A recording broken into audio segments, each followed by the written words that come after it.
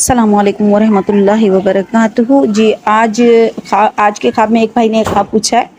خواب میں بتاتے ہیں کہ میں نے خواب میں دیکھا ہے کہ ایک براؤن کلر کا ایک سانپ ہے جس کے جلد پر بلیک کلر کے دانے ہیں۔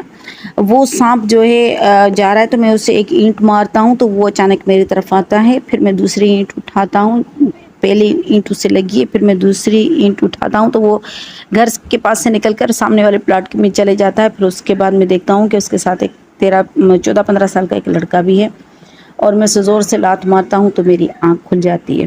اور یہ تقریباً بھائی کہتے ہیں کہ میں نے سحری کے ٹائم پر یا فجر کے ٹائم کے قریب خواب دیکھا ہے۔